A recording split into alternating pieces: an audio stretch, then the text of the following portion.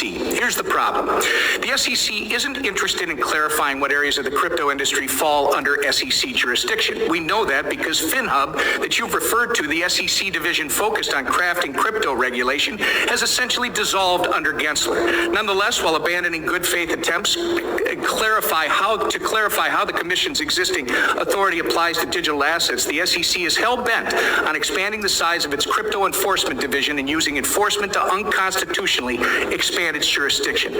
Under Chair Gensler, the SEC has become a power-hungry regulator, politicizing enforcement, baiting companies to, quote, come in and talk to the Commission, then hitting them with enforcement actions and discouraging good faith cooperation.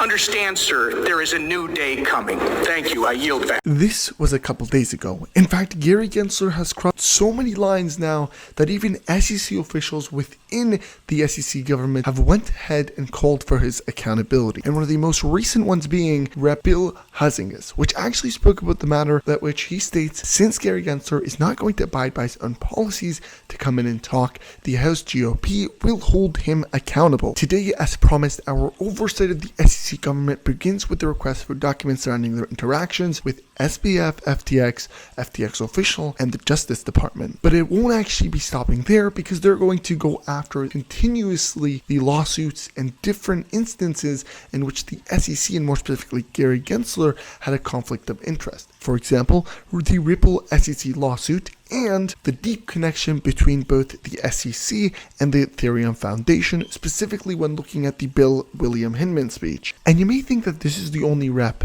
but that is actually incorrect because a former SEC branch chief, Lisa, has actually also spoke about the matter as well, saying the fact that this is an excellent point made by the SEC Government Commissioner Hester Pierce in her dissent from the SEC's authorization of settlement with Kraken, and then questioning the fact that why is the SEC refusing to provide guidance to the crypto industry and waiting years to claim staking or lending offerings are fraudulent when they could have done so earlier. Now, before we continue this video, I want to remind you guys to please smash the like button because it does take a lot of time to do the research and show it to you guys. And of course, if you guys could subscribe to the channel with your post notifications on, share the video to your friends and family, and leave me your thoughts down below in the comment section. That being said, let's get right back into the video. Now, of course, we do talk about the SEC in so many occasions, but more specifically, when we jump onto the United States Securities and Exchange Commission website, there was something that really shocked my attention, and that is a statement that was made by Commissioner Pierce. If you scroll all the way down to one of the bottom paragraphs, most importantly, the one starting with most concerning,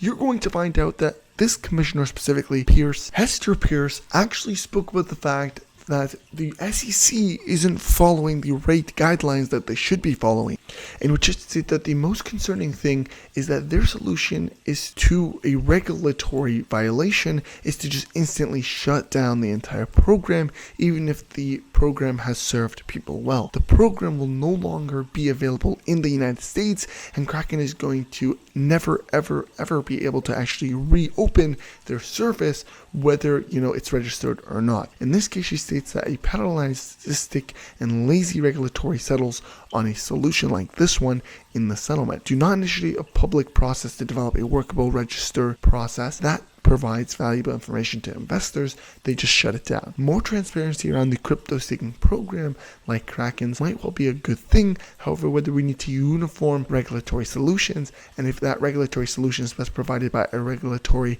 that is hostile to crypto in a form of an enforcement action, is less clear. Bill Morgan, a well-known lawyer within the Ripple XRP community, actually stated the fact that the SEC obtains a lot more than what normal people expect if a settlement were to actually happen between Ripple and the SEC, in which he tweets that Ripple will actually get a lot less than what people expect if they accept the settlement. For example, the SEC is going to get a big fine from Ripple, so for the funding aspect, Ripple is going to have to pay money to the SEC.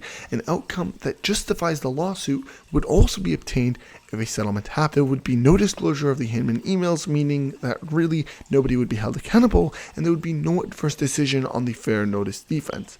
Perhaps more importantly, there is no decision on the Blue Sky investment contract issue, as we saw this week. This argument has been made for the second time by the defendants in the SEC vs. Wahi case. Imagine if Ripple wins on this point. Something that is absolutely hilarious, and we'll actually talk about later, is that the SEC was actually holding XRP while the lawsuit was actually filed. But again, we'll talk more about that later. Justin Slaughter actually tweeted something that I found very interesting, stating the fact that personally, I would feel pretty sympathetic to the SEC's position about 5 years ago. The questions posed by crypto are hard. Learning about a new space also takes time and is difficult. But I've gotten less sympathetic since there's been no progress on regulation from that time. Tong B actually stated the fact that she also agrees with this since she has worked at the SEC starting 2017. Everybody was trying to wrap their heads around crypto, and then including they were trying to basically try and enforce some sort of regulation by going out and attacking and suing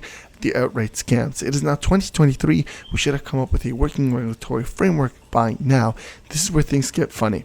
The question was asked, were you allowed to hold any crypto asset when you were at the SEC? And the reply was yes, even though they are not allowed to actually own any crypto from the time they're hired to the time they join the SEC. As you guys can see in one of the documents, states that you must admit that on January 16th of 2018, the guidance required you as, an SEC official or an SEC representative to pre-clear your sales of digital assets with the SEC ethics office. Actually hilarious. And so Mr. Hupper actually questioned the fact, how much Ethereum did Bill Hinman hold? Real quickly, before we move forward, I want to remind you guys of MetalCrypt.com, where you can buy your own personalized Metal Crypto coins like your Ripple XRP coin with case or your XRP coin with case. Both look absolutely fantastic, and you can actually get it in gold and silver, whatever you actually like. They also have a ton of other cryptocurrencies like Stellar XLM, Shiba Inu, Cardano, Polkadot, SafeMoon, a whole load of them, guys. They have a ton of cryptos that you can actually check out and get yourself a Metal Crypto from. And if you use the link in the description, you will actually get 10% off. That's metalcrypto.com, and let's get back. And before I end off this video, guys, I want to go ahead and end it off with this, which is absolutely hilarious. So somebody actually tweeted, why did the Bank of Thailand delete the XRP Ripple tweet? And then they wrote at the bottom, we're sorry for the previous information on the previous post. As of now, we have no plans on using XRP. And it is hilarious because if you actually go here, scroll all the way down, Alex Cup replied with, looks like someone just learned what non-disclosure actually is, because they didn't say they're not planning on using XRP, but this is actually the way of saying, okay, yes, we accidentally released it to public, we didn't mean to release it to public,